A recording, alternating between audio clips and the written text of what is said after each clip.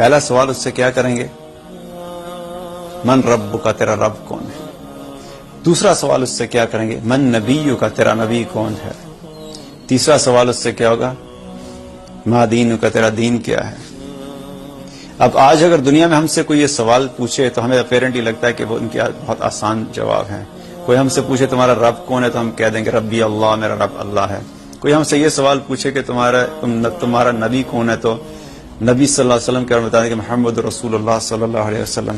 اور اگر کوئی یہ سوال پوچھے کہ تمہارا دین کیا تو ہم کہیں ہمارا دین اسلام ہے.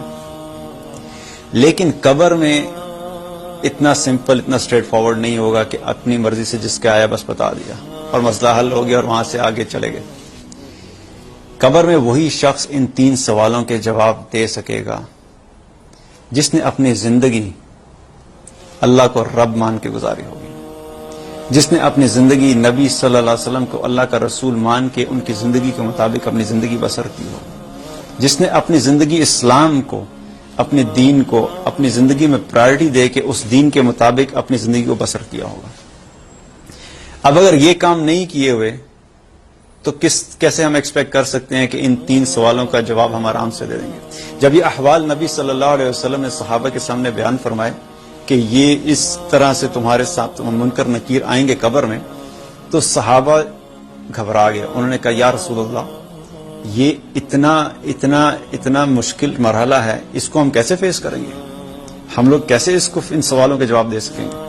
تو نبی صلی اللہ علیہ وسلم نے قرآن کی آیت ان کو تلاوت کر کے فرمائی، یثبت اللہ الذین آمنوا بالقول الثابت فی الحیات الدنیا وفی الآخرہ. اللہ تعالیٰ اہل ایمان کو کلمے کی برکت سے، کلمے پہ قائم رہنے کی وجہ سے دنیا میں بھی ثابت قدم رکھتا ہے اور آخرت میں بھی ثابت قدم رکھے گا. یہ کلمہ توحید ایسا ہے کہ جو شخص اپنی زندگی کلمہ توحید کے مطابق بسر کرے گا، اللہ تعالیٰ اس کو دنیا میں بھی ثابت قدم رکھے گا اور آخرت میں بھی ثابت قدم رکھے گا. حضرت عائشہ رضی اللہ تعالیٰ عنہ نے بھی جب نبی صلی اللہ علیہ وسلم سے یہی پوچھا کہ یا رسول اللہ، میں تو عورت ہوں، میں تو بڑی کمزور ہوں، تو میں ان کا سامنا کیسے کر سکوں گی؟ ان کو بھی نبی صلی اللہ علیہ وسلم نے یہی فرمایا کہ یہ کلمہ توحید اہل ایمان کو دنیا میں بھی ثابت قدم رکھے گا اور آخرت میں بھی ثابت قدم رکھے گا. اب یہ سوالوں کا سلسلہ جب ہو جائے گا تو ایک وہ شخص ہوگا جو ان کا صحیح جواب دے دے گا اور ایک وہ ہوگا جو ناکام ہو جائے گا.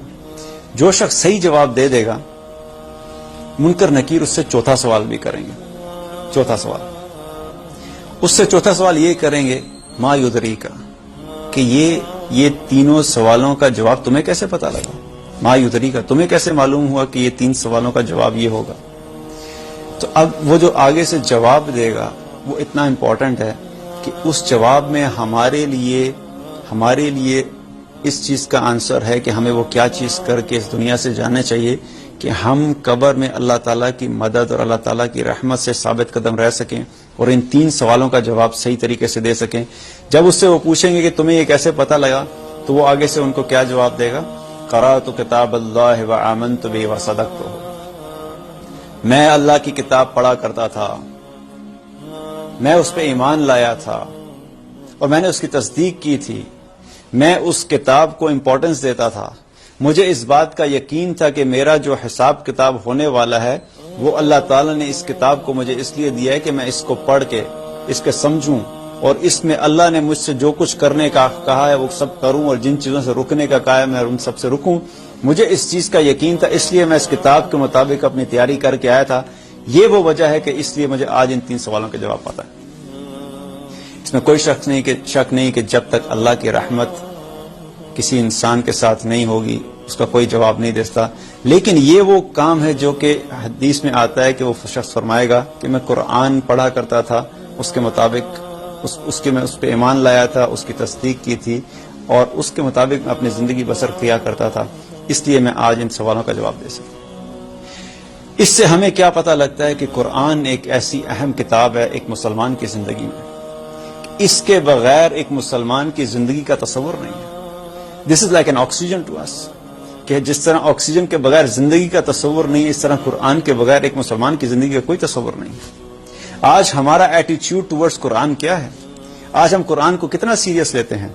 ہم دنیا کی تمام کتابیں پڑھتے ہیں. By the time we are done with our masters MBA جب ہم کر چکے ہوتے ہیں تو 100 سے زیادہ کتابیں پڑھ چکے ہوتے ہیں, 100 سے زیادہ کتابیں پڑھ چکے ہیں. پھر MBA کر کے, آج کل تو MBA کو بھی کوئی نہیں پوچھتا, تو MBA کے بعد ہمیں شوق ہوتا ہے کہ ہم نے MS کرنا ہے, پھر ہم MS کرتے ہیں تو 100 کے بعد اور کتابیں شروع ہو جاتی ہیں, پھر اس پہ بھی تسلی نہیں ہوتی. پھر اگر ہم نے PhD کرنا ہے, پھر PhD کرتے ہیں, اس پہ اور کتابیں شروع ہو جاتی ہیں, پھر ڈبل PhD کرنا ہے.